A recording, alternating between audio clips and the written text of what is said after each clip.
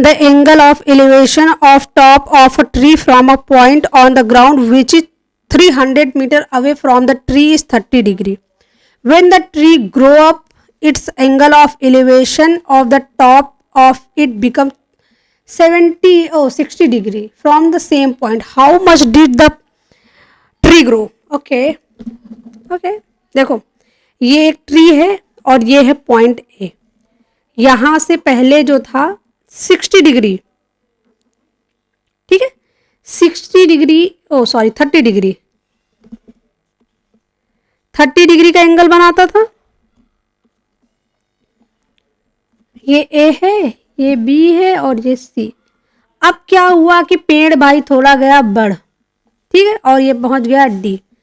अब जो ये एंगल बनाता है, ठीक है, अब ये जो एंगल बनाता है उसी पॉइंट के साथ ये बनाता है पूरा 60 डिग्री. तो ये भी 30 डिग्री हो जाएगा, ठीक है, पूरा हो जाएगा 60 डिग्री. अब पूछ रहा है कि कितना बढ़ गया, हाउ मच ग्रो. ठीक है, ए बी को हमने एच मान लिया तो ए डी को मान लेंगे डी.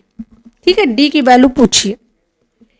ये 90 डिग्री है, ठीक है, अगर ये 30 है, ये 60 है, तो ये हो जाएगा 60 डिग्री और ये हो जाएगा 30 डिग्री.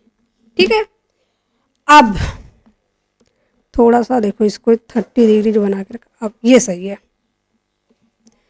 अगर हम ए बी सी में देखें, अगर 30 के सामने, इसको थोड़ा सा डिलीट करो अभी, ठीक है, अगर 30 है ना छोटा वाला, 30 के सामने h है तो 60 के सामने कितना हो जाएगा √3h और ये हो जाएगा 2h.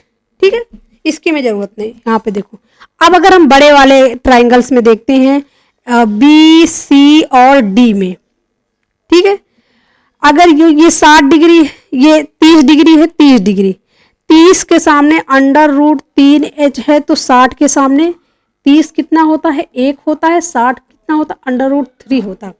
1 की वैल्यू अगर दी हुई है यहाँ √3h तो 60 की वैल्यू कितनी हो जाएगी, 60 की वैल्यू हो जाएगी 3h. मतलब ये जो पूरा है ये हो जाएगा 3h. ठीक है, ये 3h हो जाएगा. तो ये इतना h है, ए बी h है और डी बी 3h है, तो ये कितना बचेगा, ये बच जाएगा 2h. ठीक है, और हमें 2h की वैल्यू निकालनी है. अब लिखा हुआ है जो पेड़ जो है उसके, जो पेड़ से 300 मीटर दूर, मतलब ये जो डिस्टेंस दी हुई है ये 300 मीटर दी हुई है. √3h बराबर 300 को अगर चेंज करते हैं, h बराबर आ जाएगा 300 बटे √3 और यहाँ पे 2h निकालना है तो 2 हो जाएगा. अगर अंडर रूट ऊपर नीचे मल्टीप्लाई करते हैं तो कितना हो जाएगा 200√3, 200 गुणे 1.73 इसकी वैल्यू होती है √3 की.